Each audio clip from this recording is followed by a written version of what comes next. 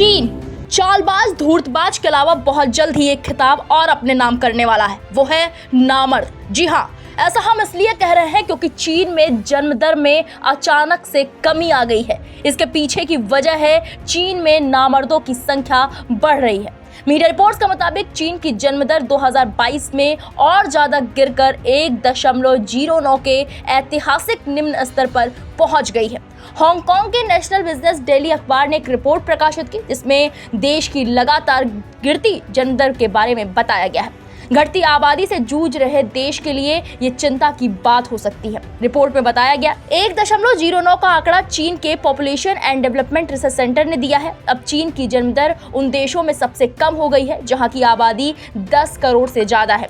दक्षिण Korea, Taiwan, Hong Kong और Singapore के बाद चीन की जन्म दर दुनिया में सबसे कम है। बताया जा रहा है कि चीन में साल 2021 में जन्म दर में रिकॉर्ड स्तर पर कमी आई थी। पिछले साल देश की आबादी 60 साल में पहली बार बढ़ने की बजाय कम हो गई थी। वहां जन्म दर इतनी कम हो गई कि पिछले साल चीन को अपने यहाँ कपल्स को 3 बच्चे तक पैदा करने की इजाजत देनी पड़ी। चीन में दशकों तक एक बच्चा पैदा करने की नीति लागू रही, जिसका उल्लंघन करने पर लोगों को तमाम पाबंदियों का सामना करना पड़ता था। लेकिन साल 2016 में ये नीति खत्म कर दी गई।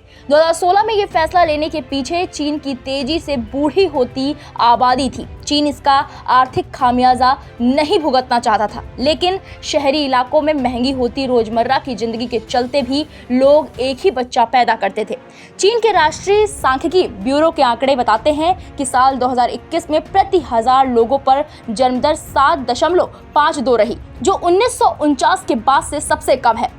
राष्ट्रीय सांख्यिकी ब्यूरो के मुताबिक देश में पिछले वर्ष की तुलना में 2022 के अंत में आबादी 8,50,000 कम रही। ये ब्यूरो हांगकांग, मकाओ और स्वशासी ताइवान के साथ साथ विदेशी निवासियों को छोड़कर केवल चीन की मुख्य भूमि की जनसंख्या की गणना करता है। पिछले 1 साल में भी सरकार ने आबादी बढ़ाने के लिए कई कदम उठाए हैं। बच्चे पैदा करने वालों को आर्थिक और वित्तीय लाभ के अलावा बच्चों की देखभाल के लिए सुविधाएं मुहैया कराई जा रही हैं। मई में राष्ट्रपति शी जिनपिंग की अध्यक्षता में इस मुद्दे पर एक विशेष बैठक भी बुलाई गई थी।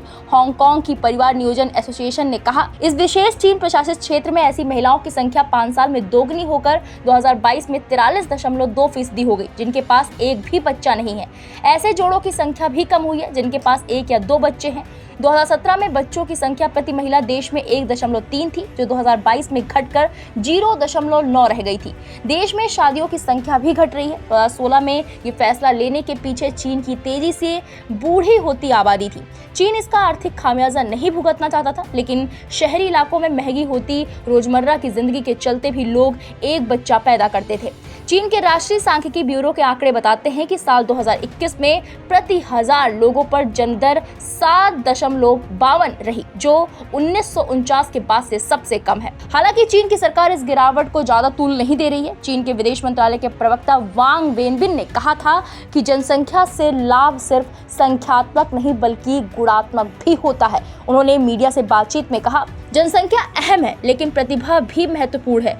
बूढ़ी होती आबादी से निपटने के लिए चीन ने सक्रिय उपाय अपनाए हैं। फिलहाल चीन अभी ये हल्के में ले रहा है, लेकिन शायद उसे अंदाजा भी नहीं है कि आगे उसके लिए कितनी बड़ी मुसीबत आने वाली है। वीके न्यूज़, राष्ट्र के नाम।